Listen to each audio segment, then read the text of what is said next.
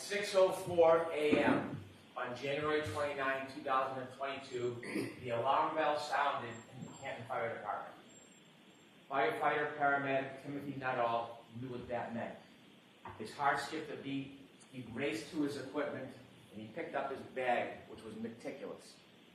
There was a sign and a signal, and then there was a voice commanding that there was cardiac arrest. The most serious of calls for a firefighter and paramedic, that means that a person's heart has stopped. He didn't know who it was. He didn't know where it was. He took his bag. He had just gotten to the station, and he rushed to the ambulance.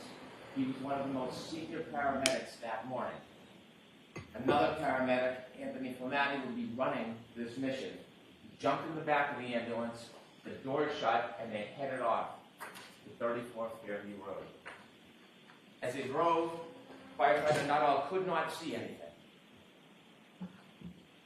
He couldn't hear anything other than the engine of the ambulance. He could feel it sliding across the road. It was near blizzard conditions. He calmed himself. He steadied himself. This is what the firefighters and paramedics are trained to do, to focus. And he focused on his task. He looked around the back of the ambulance to make sure all the tools were in place. The ambulance was meticulous as well. This was Anthony Flamati's ambulance, and it was well stocked. He calmed himself, and he thought about what was going to happen. What should he be looking for? What is his next steps? He played the scenarios through his mind, and eerie calm was above him. As the car pulled up to 34 Fairview, the ambulance, he stood at the back door, and the doors open. And he stepped out into bedlam.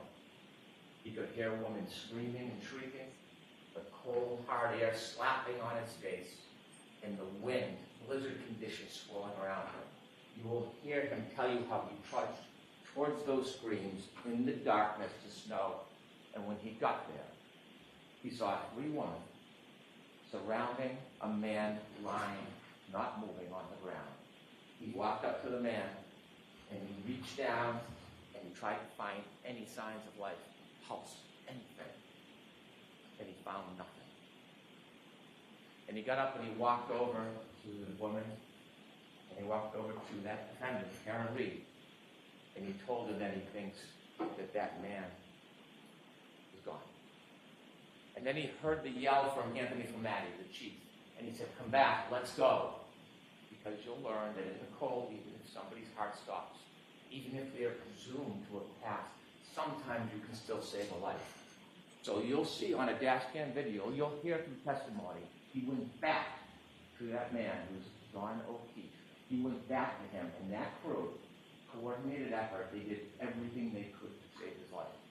They got on their knees, they began CPR, and firefighter Nuttall will explain as he kneeled over John O'Keefe.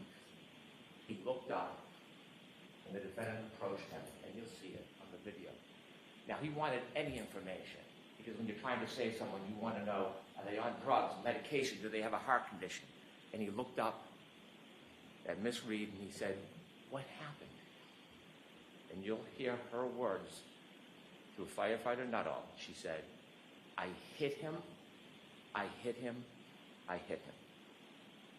And it was at that time, with the words of the defendant, that she admitted what she had done that night, that she hit John O'Keefe.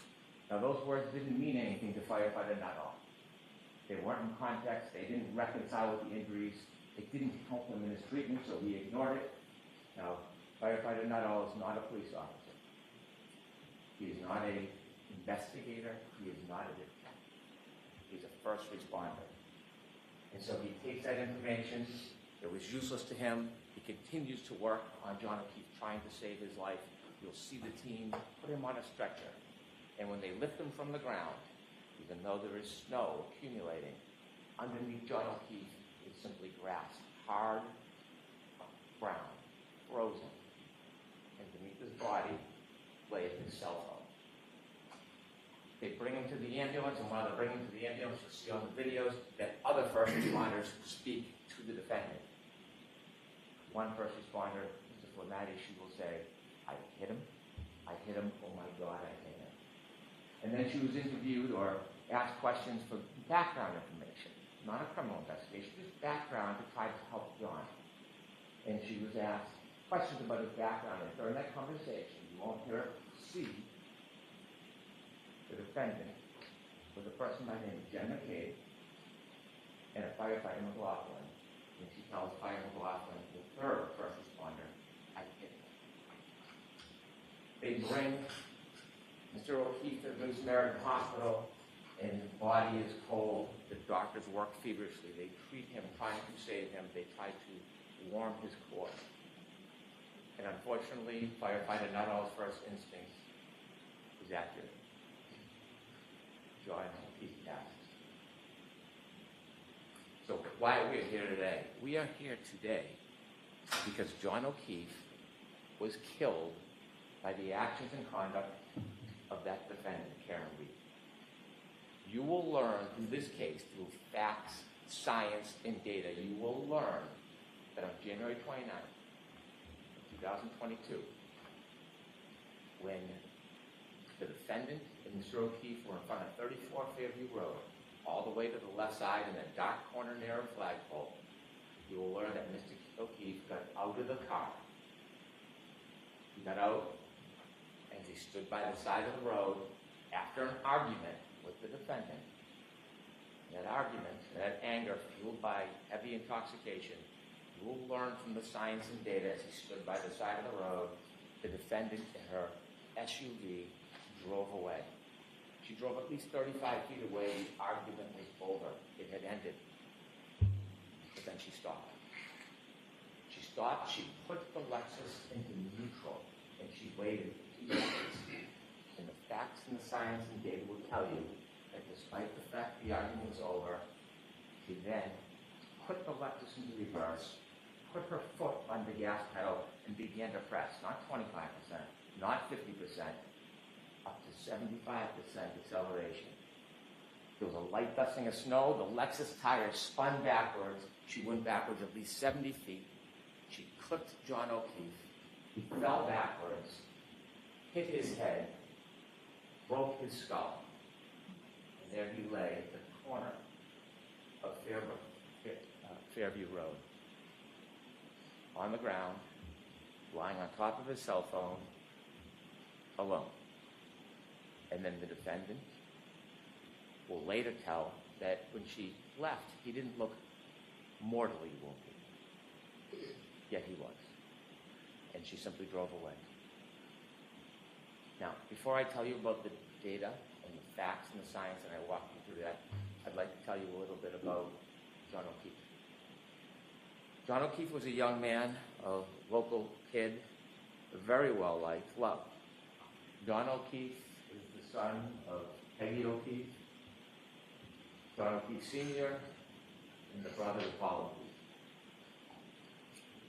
Grew up in Canton, worked hard, he became a police officer. But what you're going to learn, the fact that he worked for the Boston police officer, as a Boston police officer, was just a fraction of his life. It was a small, really unimportant part, because the biggest part of John O'Keefe is he was a family man. Not in the traditional sense. You see, John O'Keefe never had biological children. John O'Keefe was never married. But John O'Keefe had a sister, and she had 2 children. And when the children were 6 and 3 years old, his sister unfortunately died. And shortly after, his sister's husband died. Now, John O'Keefe was a help. He didn't sit by. He saw these 2 recently orphaned children, and he stepped in and he said he was going to raise them. So he put aside his career, he put aside his job, and he moved in with the children and raised them like they were his home. They were his passions, his love. He was a new parent, successes, failures, like all parents. And he raised the children with the help of people in the community, with the help of his brother, with the help of his family. And they led a good life. Enter Karen Reed. Around COVID, the defendant and Mr. O'Keefe reacquainted, and they started a relationship. And you'll hear that even though the defendant had her own home, she was staying with Mr. O'Keefe a lot, 4, 5, 6 times a week. And to most of the world, it was a pretty good relationship. They spent time together, They did activities with the children together. She helped with driving the children, feeding the children. It was a steady relationship until about the beginning of 2022. And then things began to unravel. There was tension. There was arguments. In fact, just a few days before this incident, you'll hear that Mr. O'Keefe asked her to leave. But she wouldn't. You're going to be able to read text messages of their conversations on January 28, 2022, and you will see the tension and the unraveling of the relationship. You will read about the discord between the defendant and Mr. O'Keefe. You will see that when he would ignore her calls, they would become incessant. When he would try to push away, she would come closer. You will read those text messages and you will realize that this was the beginning of the end of this relationship. That night, they decided they would go out together. I want to tell you something about data and science before we get to that night. I mentioned that underneath John's body was a cell phone. A cell phone is an amazing piece of technology. It is like a computer. It carries extraordinary data. And when they found the cell phone, the only companion to John O'Keefe that night, they studied the cell phone, and there'll be some remarkable data that you will use in this case to find the truth. I want to mention 3 different things you will find in a cell phone that are critical to this case. The first is called location data. Waze we've all heard of, Google Maps. Well, at some point that night, John put his Waze on. And Waze is like a breadcrumb that will show exactly where the phone goes second by second. It is the strongest, most accurate location data that you can have. And that night, John was using Waze. It also will have healthcare data. Healthcare data will show when somebody is moving. Sometimes it's qualified as steps, but it doesn't necessarily mean somebody's stepping. Moving their arms, walking, turning. It doesn't show what direction or how far, but it shows movement of a person. Healthcare data. And the third thing, remarkably, will be an expert in this case who found a data file on the phone, and it tracks the temperature of the cell phone battery. That will be critical to your analysis in this case, the temperature of the cell phone battery. And so with that, I want to take you back to the timeline of that night. After the discord, both the defendant and Mr. O'Keefe decided they would meet at a bar called McCarthy's. Now, McCarthy's is a local bar, a blizzard is pending, and people are getting together in a celebratory mood. They go to McCarthy's, and you'll see a video of McCarthy's, and you will watch both Mr. O'Keefe, friends, and the defendant drinking alcohol. And you will count 8 vodka drinks that the defendant drank. They arrived at 8:50, they stayed till 9:45. She consumed at least 7 of those drinks in less than 2 hours. The last drink, you'll see when they leave the bar, she puts it under her jacket, and they walk out and they go to another bar to meet other friends called the Waterfall. They reach the Waterfall sometime around 10 p.m. And when they go into the Waterfall, you'll see a video. And when I said celebratory mood, you will see a group of friends of John O'Keefe, many who are friends with Karen through John, and you'll see them clapping and happy and joyous that they're there. You'll see many hugs between John O'Keefe and his friends and the defendant and many of the people there. And they spend some time together, there's drinking, and they all do a shot. And that will be at least the 8th drink within 3 hours that you consume. You will see from the data, not just the cell phone data, but there's some other very important data. And the other piece of data that goes hand in glove with the cell phone is information on the defendant's Lexus vehicle chips. You might have heard a black box in an airplane where there's some type of event that captures a small amount of time. Well, that was captured in the defendant's Lexus. That black box information with the cell phone data will tell you everything you need to know in this case. It will bring us step by step through the entire night to the death of John O'Keefe. And so they leave the Waterfall Bar at 12:12, and you'll see that the ignition goes on to the defendant's Lexus. and both John O'Keefe and the defendant in the car, and they decide that they're going to go back to 34 Fairview Road, where we talked about earlier. They're going to go there for a get-together for one of the homeowner's sons who's having a birthday party. And so as they drive back, we'll be able to follow them with this location data. When they go back to Fairview, they don't know exactly where it is, and they get lost. And so John O'Keefe makes a phone call, has a phone call with one of his friends, Jen McCabe. And during that phone call, which the defendant listens to because she recounts it, and trying to get directions, Jen McCabe tells John O'Keefe, it's near Bella's mom's house. You'll learn that Bella, or her mom, was somebody that John had dated before this week. And so as they make their way through Fairview, you will see there's a road that comes down like a loop and that leads to Fairview. They take a wrong turn on the loop, and then they do a three-point turn in the driveway. You'll see the exact precise driveway they turn into because some type of acceleration movement triggered that black box in the Lexus. And that's important because that's 7 minutes before the collision. And you'll see from the waves exactly where the car was. You'll see from the black box the event of the three-point turn in the driveway, and then a return down to Fairview. But before they get there, at 12:23, a truck is coming the other way. And the witnesses in that truck will say they blinked the lights. One of them saw a man and woman in the car, John and the defendant, and then they followed the Lexus because they were going to the same house. The truck stopped at the driveway, and the Lexus, the defendant's car, will appear because of the waves and be counted second to second, never stops. It rolls very slowly all the way to the end of the yard in the corner where there's a tree line and a flagpole. And they reach that location at 12:34:33. And they're in the car and they stay there. The truck waits, they speak to somebody in the house who comes out, the person goes back in the house and they're there for about 5 minutes. We're now down to 2 minutes before the collision. The truck leaves, and now it's just the defendant and John. And while they're waiting outside, 12:27, John gets a text from Jen McCabe. Park behind us in the driveway. 12:29, she texts again. Are you coming in? You'll hear that Jen McCabe and others look out the window and see the defendant's Lexus in front of the flagpole at the far end. It's snowy, it's dark, it's windy, they're waiting. You will know that John O'Keefe was in that car, that Lexus, and didn't move because his healthcare data is not moving. It's not moving until 12:31:56. At 12:31:56, he begins to move. He will have 20 seconds before he falls. 20 seconds.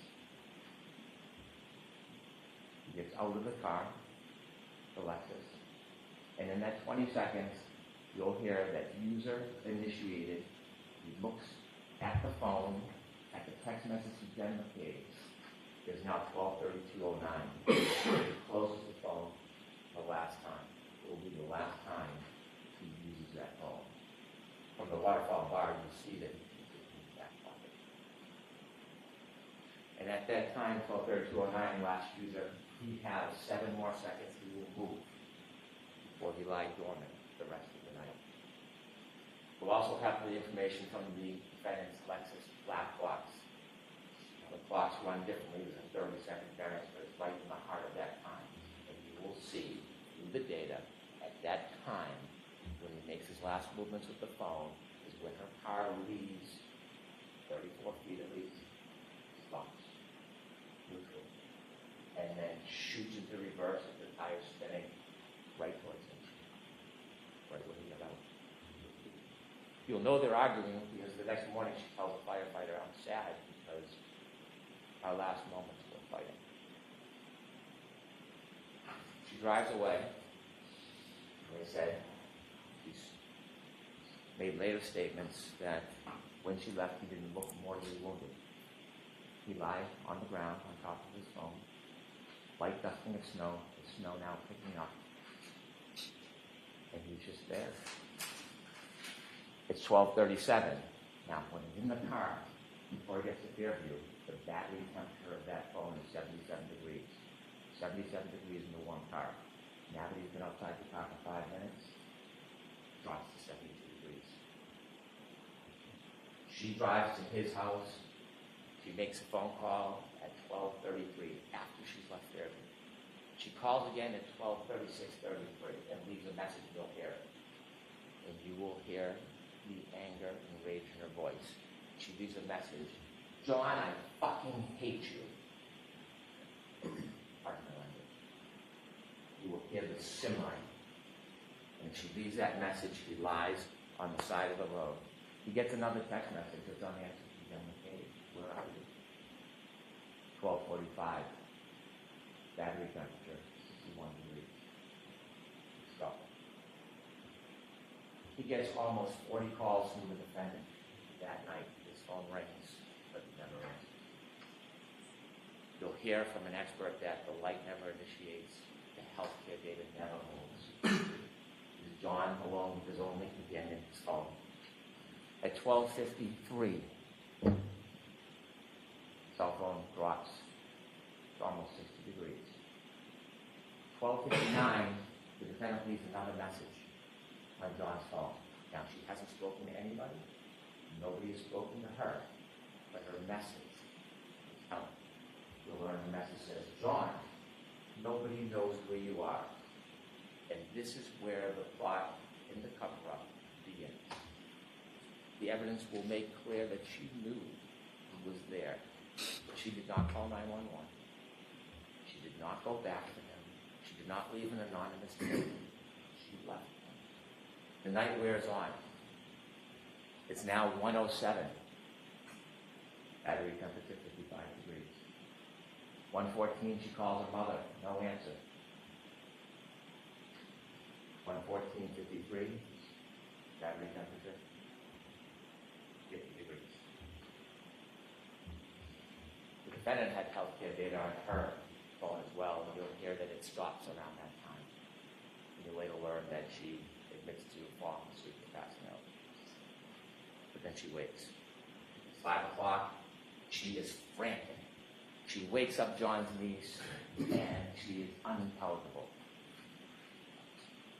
She is yelling, she's screaming, she asks for the niece to call Jen McCabe. She calls Jen McCabe, and you'll hear Jen McCabe recount. Out of a deep sleep, she wakes up and she hears, Jen, Jen, Jen, screaming Jen's name. John's dead. Hangs up the phone. Jen McCabe calls out. And then she says, what's going on?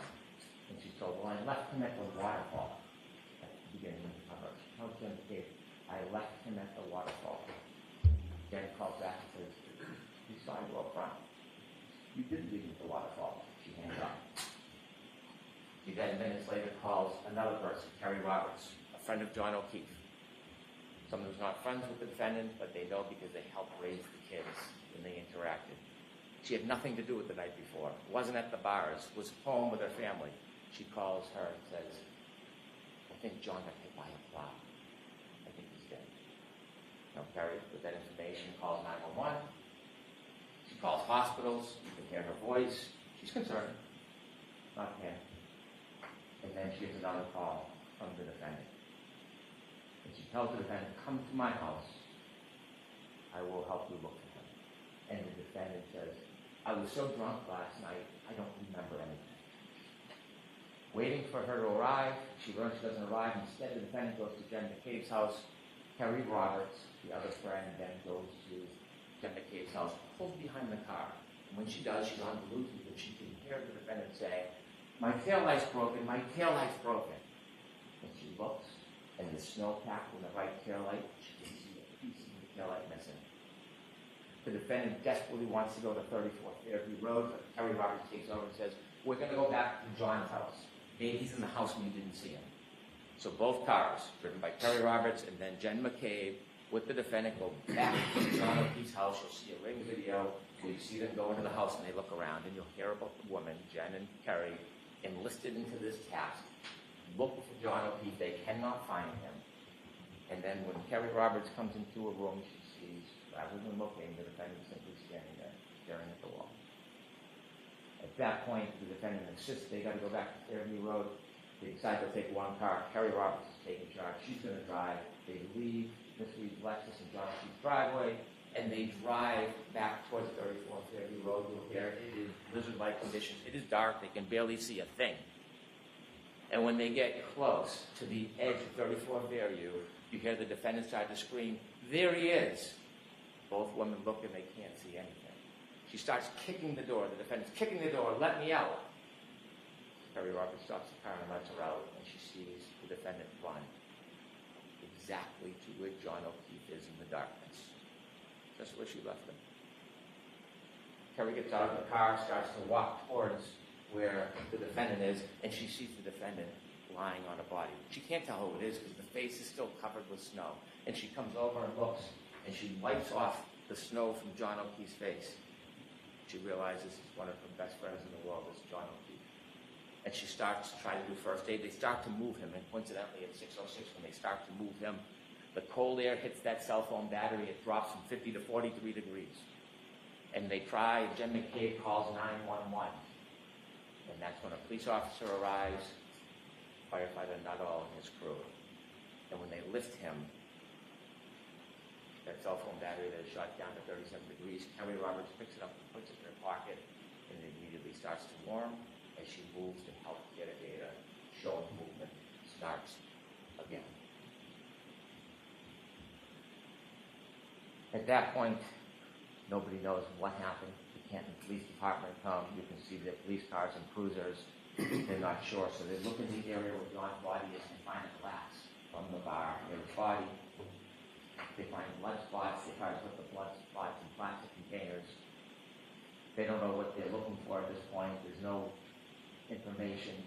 They don't believe or know that there's a crime. They just know that John O'Keefe somehow ended up here with the broken glass and the blood.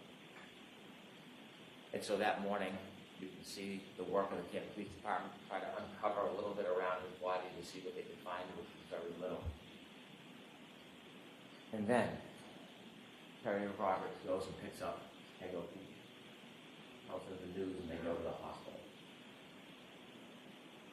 They go to the Good Samaritan Hospital, and Carrie Roberts is walking, and Peggy O'Keefe is going to go see her son, with her husband. And as she walks down the hall, Karen Reed is also in the hospital. See, there was some reports of maybe she was upset or suicidal, so they sectioned her. They put her in for evaluation to make sure she was safe. You'll hear Peggy O'Keefe tell as she walked down the hall to go see her son. The defendant was screaming, "Is he dead? Is he dead?" As she walked by Karen Reed, she stopped and she said, "Karen, what happened?" And you'll hear that Karen was excited and yelling, "Is he dead?" Stops her excitement, becomes stoic, doesn't say a word. Peggy pays respects to her son, and then she has to go back home because she has to tell the children. Now, while she's out, the Canton Police Department sent an officer to the house to make sure the children are safe because they're alone if they're home. And when the officer pulls in, he doesn't notice anything, but you'll see on the dash cam video notices something. That tail light has a big missing piece to it. They can't find the children. Ultimately, Peggy comes home. A friend can take it down. And they bring the nephew home, and he is distraught. And then Peggy hears a knock on the door. It is the defendant and her father. They want to come in. They come in, no condolences to Peggy. And they ask, "Can we go upstairs to John's room?" And she's busy consoling her grandson. They go upstairs. They're upstairs for about 15 minutes. They come down. Quickly they leave.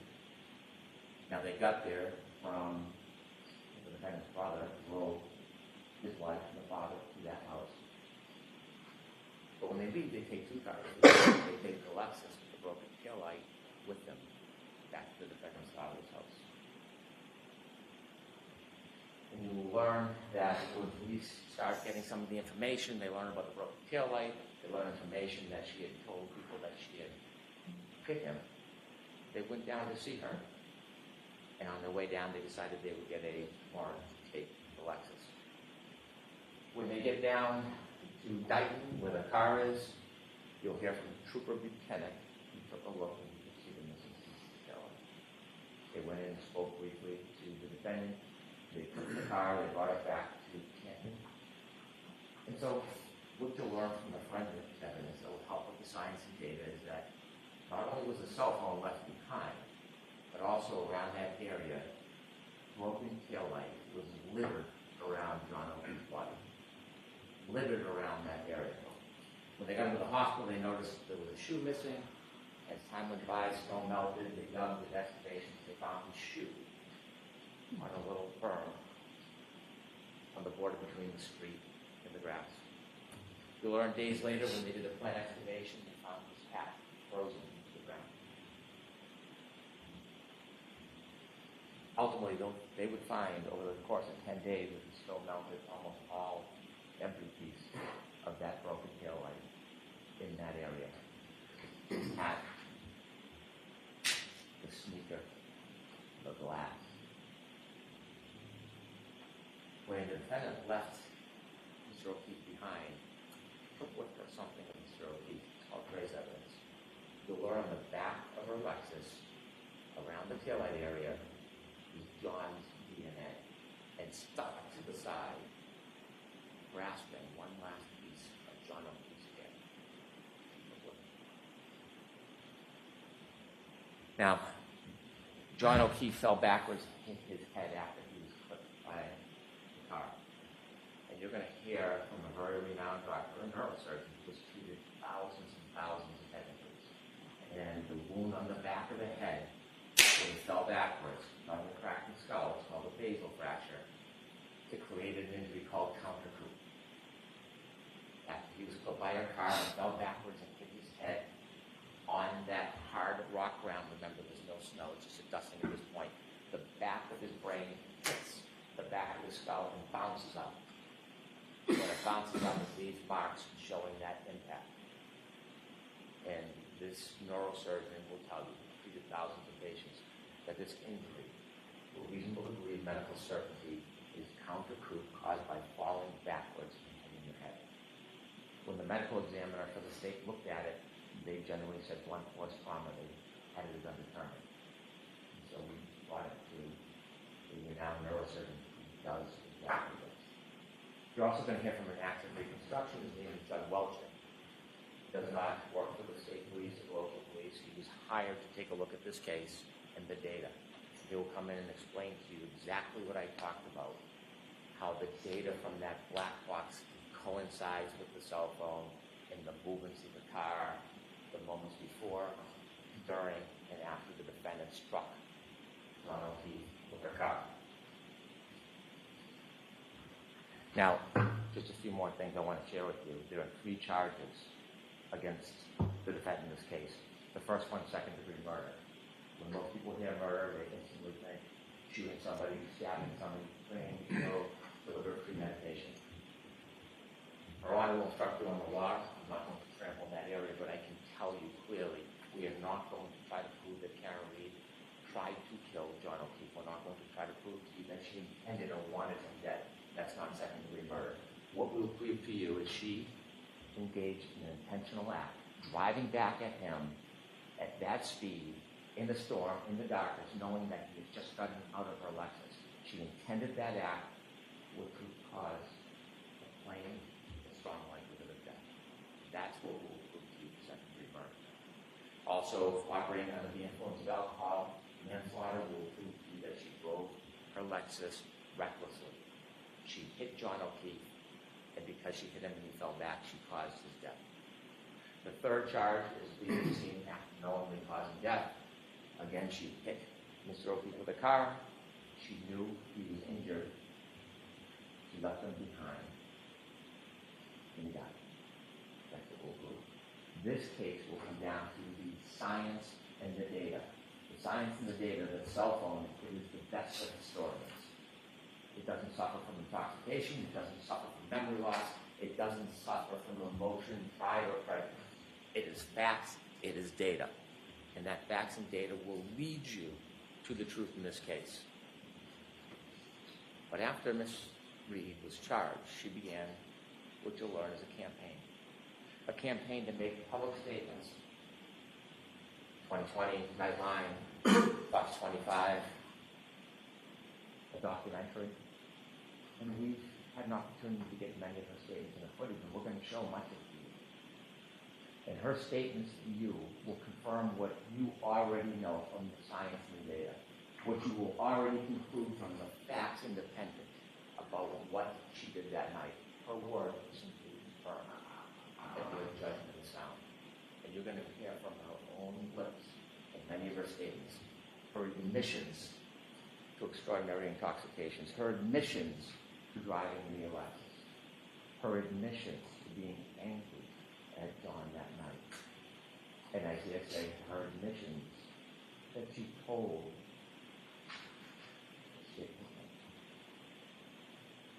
I'd like to play for you clip one. You're going to hear the first of the statements that she made after she was charged.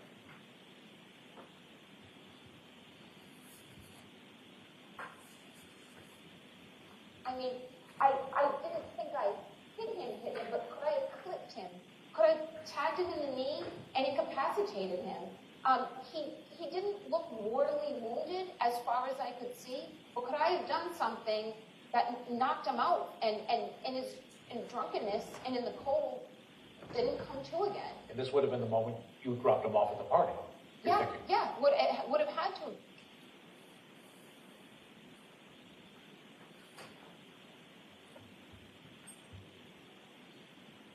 Ladies and gentlemen, I simply ask you to follow the evidence, follow the science, follow the data.